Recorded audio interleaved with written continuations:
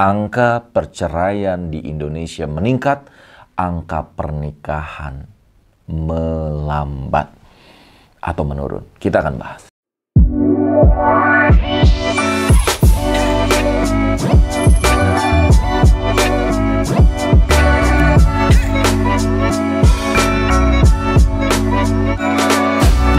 Bismillahirrahmanirrahim. Assalamualaikum warahmatullahi wabarakatuh. Apa kabar sahabat setia? Masih dengan saya Setia Furqan Holly. Dan hari ini kita akan bahas tema yang menarik, tema yang menggelitik, tema yang harus diungkap. Karena ini fakta yang kalau dibiarkan bisa berbahaya untuk generasi Indonesia di masa yang akan datang. Apa itu?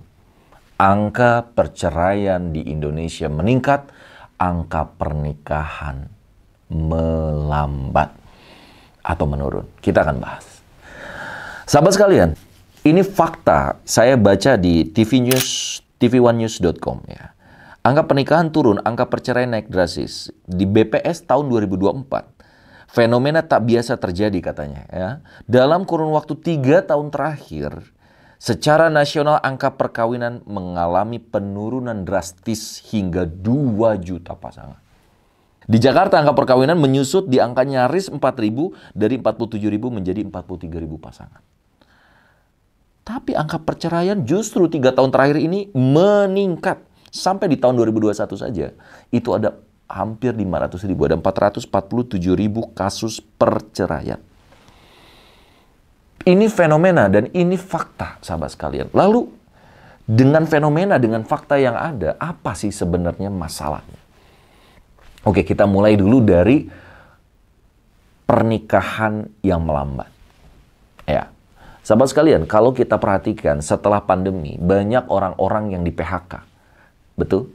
Ya, banyak yang gulung tikar, bahkan sampai hari ini masih banyak industri tekstil yang mem-PHK, industri-industri lain. Ini fakta yang akhirnya membuat banyak anak muda menunda pernikahan. Kenapa? Merasa belum settle, merasa belum mapan, merasa belum punya penghasilan yang bisa diandalkan. Sehingga banyak yang di usia harusnya menikah, di usia 20 tahun, 25 tahun, 30 tahun. Mereka akhirnya ngundur-ngundurin gitu. Kalau dulu kan, aku udah ingin nikah gitu. Apalagi, yang kedua adalah fakta di mana makin susah cari jodoh. Saya punya kelas jodoh teman-teman semua. Fakta di lapangan, ternyata yang siap nikah itu cewek, wanita. Tapi yang banyak belum siapnya cowok. Kenapa? Ternyata banyak pekerjaan-pekerjaan yang sekarang lebih cocok buat wanita. Berarti lapangan kerja lebih, woman friendly dibandingkan man friendly gitu loh. Lihat di pabrik-pabrik. Sekarang pabrik-pabrik lebih banyaknya wanita. Bahkan di SPBU juga. Coba faktanya gitu ya. Laki-laki akhirnya harus survive, harus fight dengan skill. Ini kembali ke pembahasan saya sebelumnya. Apalagi skillnya nggak ada. Gen Z, ini banyak teman-teman saya yang pengusaha itu ngomongin tentang masalahnya Gen Z. Yang belum apa-apa minta gaji gede. Skillnya nggak ada, attitude-nya jelek, nggak bisa dipegang kata-katanya. Lalu ketika mereka dikasih pekerjaan yang cukup berat, mereka bilang, aku ingin healing 6 bulan. Ini fakta teman-teman semua. Kenapa? Karena saya nggak bisa nyalain Gen Z. Mereka lahir, mereka diuji dengan pandemi 2 tahun, 3 tahun. Yang membuat mereka nggak punya waktu untuk banyak berpraktek di sekolahnya. Akhirnya mereka harus segera lulus dengan skill yang kurang, yang juga mentalitas yang kurang karena nggak ada pertemuan, nggak ada tuh yang namanya sekolah leadershipnya nggak ada misalnya. Jangan salahkan mereka. Sehingga ada yang bilang namanya mereka ini strawberry generation. Jangan salahkan mereka. Kenapa? Ya karena memang mereka juga korban dari takdir lah ya. Kalau kita bilang takdir gitu ya. Akhirnya teman-teman semua, ini menjadi carut marut yang membuat akhirnya pernikahan makin ditunda. Ya, banyak orang tua yang sekarang bilang sama saya, tolong nih anak saya udah usia 30 belum nikah, ada lagi ini 35 tahun belum nikah. Dan faktanya di kota-kota besar makin banyak orang yang sibuk kerja, malas nikah. Apakah ini biasa aja, Kang? Bahaya kalau menurut saya. Gairah, syahwat, libido itu tetap ada. Namun penyalurannya pada yang halal atau nggak halal. Akhirnya Lebih banyak yang pacaran, lebih banyak yang hamil di luar nikah, FWB-an lah, apalah. Karena untuk menikah, melegalkan, mereka mikirnya udah ribet aja. Coba diskusi, teman-teman setuju nggak dengan fakta ini gitu ya? Belum maharnya yang sekarang emasnya makin naik, belum sewa gedung makin naik, belum cateringnya, belum fotonya. Akhirnya banyak yang menunda. Menunda tapi gejolak syahwatnya besar. Akhirnya apa? Banyak yang hamil di luar nikah. Karena orang tua mungkin masih pakai cara-cara yang lama. Masih mikir yang namanya nikah itu harus ngundang ini, ngundang itu. Sekarang padahal ya trennya itu nikah tuh sederhana loh.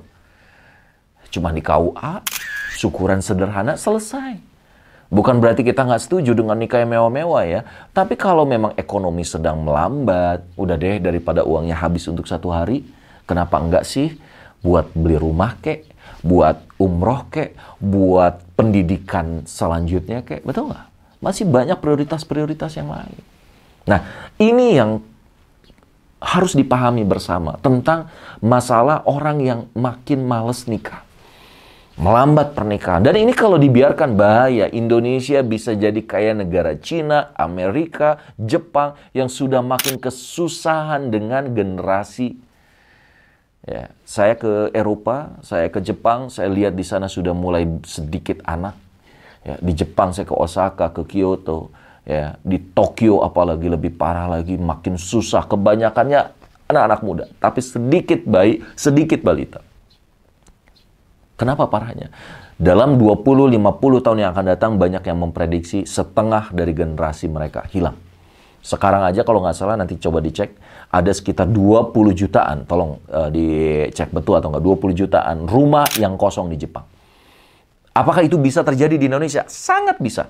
Kalau ini nggak dipahamkan lagi anak-anak mudanya, bahwa nikah itu penting, nikah itu ibadah, nikah itu bisa menciptakan generasi selanjutnya, supaya kita tetap eksis, Indonesia tetap ada. Sampai ada seorang pengusaha, dia bilang, kamu mau bantu Indonesia nggak? Kamu mau membantu Islam nggak? Saya bilang, ya maulah. Nikah punya anak 5. Beliau sampai buat tuh, pakai ilustrasi gitu ya. Kalau ada satu anak aja yang sukses, itu bisa nge-backup adik kakaknya dan mem-backup orang tuanya. Dan ketika ada 5, itu membuat generasi makin besar, tinggal kualitasnya dikuatkan. Sehingga di Eropa, teman-teman semua, banyak sekarang imigran-imigran yang sekarang jadi orang asli sana. Ya, udah pindah ke warga negaraan. Banyak yang muslim, makanya ada muslimisasi di sana gitu ya. Kenapa? Ya karena orang-orang dalamnya sendiri udah nggak mau nikah, udah nggak mau punya anak. Sebentar lagi juga meninggal. Ya, di Jepang sana banyak yang usia 70 tahun masih bekerja. Kenapa? Karena orang-orang mudanya nggak mau kerja-kerja yang receh-receh kayak gitu. Dan anak mudanya nggak mau nikah. Ini bahaya bagi pemerintah. Nah, jangan sampai itu terjadi di Indonesia. Fakta selanjutnya tentang perceraian.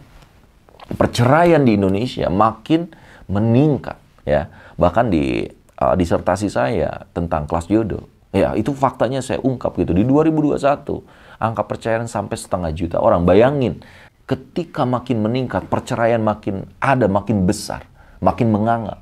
Apa yang terjadi? Berapa banyak anak-anak yang dia punya luka batin.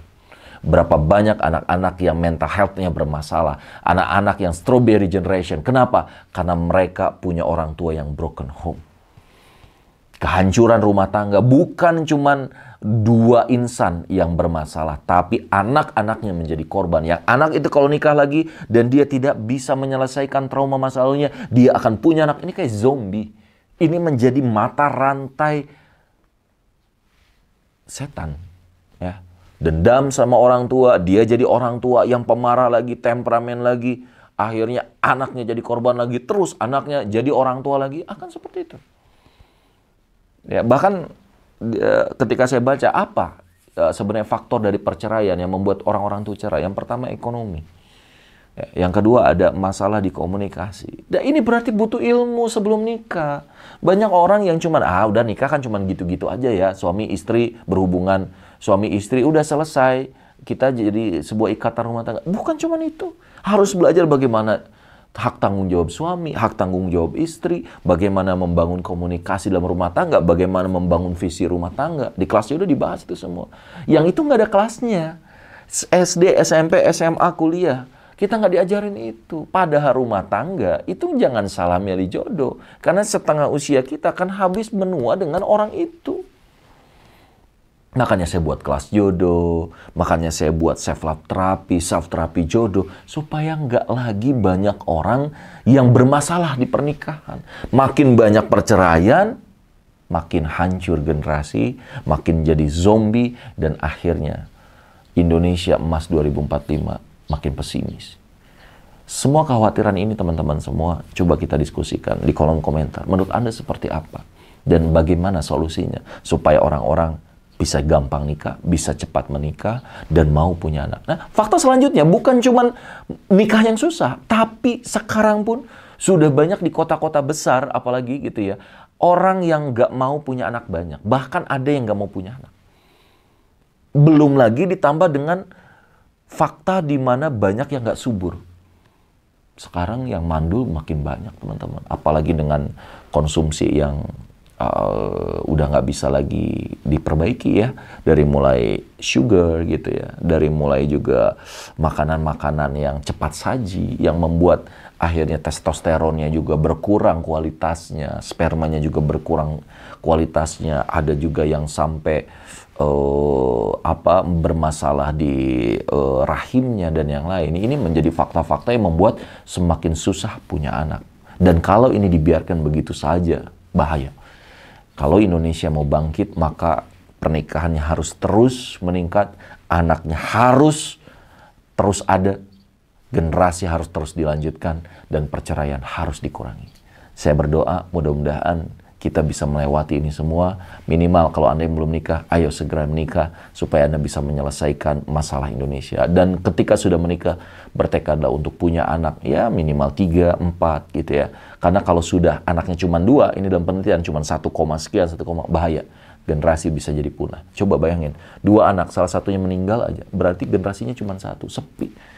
Oke, di usia muda Anda bisa bebas karena pajak nggak ada, nggak harus masukin anak ke sekolah-sekolah favorit, cuma 1 anaknya misalnya. Tapi di usia renta Anda, di usia tua Anda, siapa yang ngurus Anda?